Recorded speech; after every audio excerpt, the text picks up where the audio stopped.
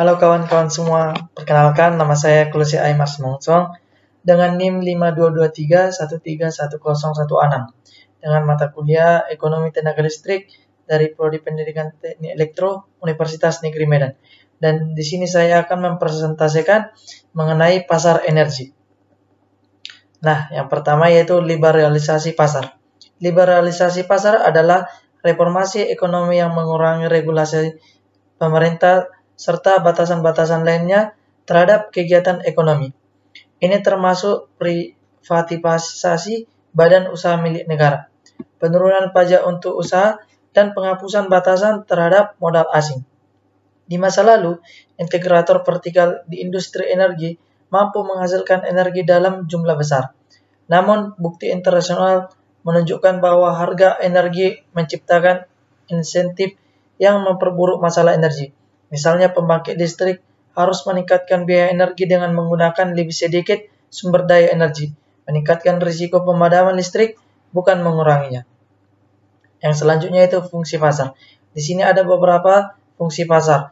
Yang pertama yaitu menjamin ketersediaan listrik, yang kedua yaitu mendistribusikan biaya dan manfaat, yang ketiga yaitu meningkatkan kesejahteraan sosial, yang keempat mendorong inovasi teknologi, dan yang terakhir yaitu mengurangi risiko bagi investor. Yang selanjutnya itu cara kerja pasar listrik.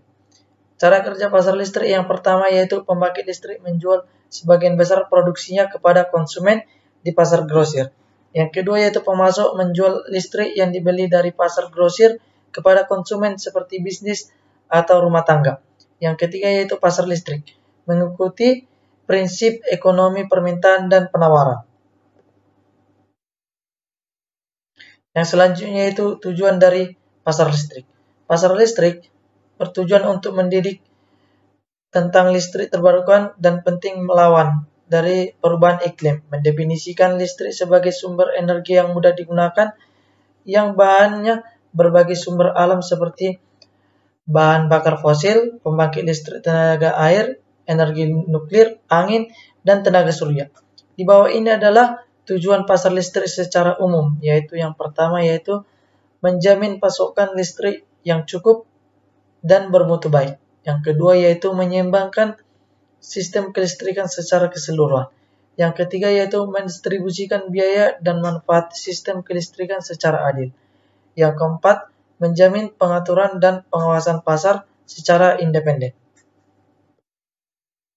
Yang selanjutnya itu pengembangan pasar energi.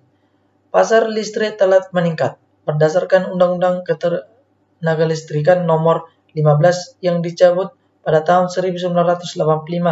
PLN mempunyai hak eksekutif untuk menyediakan listrik di Indonesia dan oleh karena itu mempunyai monopoli atas listrik. Pada tahun 2002, pemerintah melakukan reformasi sektor ketenagalistrikan di Indonesia dengan mencabut Undang-Undang Ketenagalistrikan Nomor 20 tahun 2002 atau Undang-Undang Ketenagalistrikan tahun 2002 untuk pertama kalinya mengizinkan sektor swasta untuk berpartisipasi dalam bisnis dan perdagangan. Berdasarkan Undang-Undang Ketenagalistrikan ini, partisipasi sektor swasta diperbolehkan dalam seluruh kegiatan usaha ketenagalistrikan, mulai dari penyidikan tenaga listrik, transmisi tenaga listrik, distribusi tenaga listrik, penjualan tenaga listrik, dan usaha patungan. Baiklah, di sini saya akan membacakan kesimpulannya. Pasar listrik berfungsi sebagai platform untuk mempertemukan penawaran dan permintaan energi listrik, mendorong efisiensi, dan memastikan ketersediaan pasokan yang stabil. Tujuannya adalah untuk meningkatkan kualitas layanan, disertifikasi sumber listrik, dan mengembangkan infrastruktur. Pengembangan pasar listrik di Indonesia melibatkan strategi ekstensifikasi layanan, meningkatkan kompetensi melalui keterlibatan swasta, dan integrasi energi terbarukan. Meskipun ada kemajuan tantangan seperti infrastruktur dan tidak merata, dan biaya pengembangan tetap menjadi hambatan. Berbagai aturan dan regulasi, termasuk undang-undang energi dan peraturan pemerintah, telah ditetapkan untuk menciptakan sistem yang efisiensi dan transparan. Oke, terima kasih kawan-kawan semuanya. Sekian yang bisa saya sampaikan dan bisa saya presentasikan. Semoga bermanfaat untuk kawan-kawan semuanya. Terima kasih.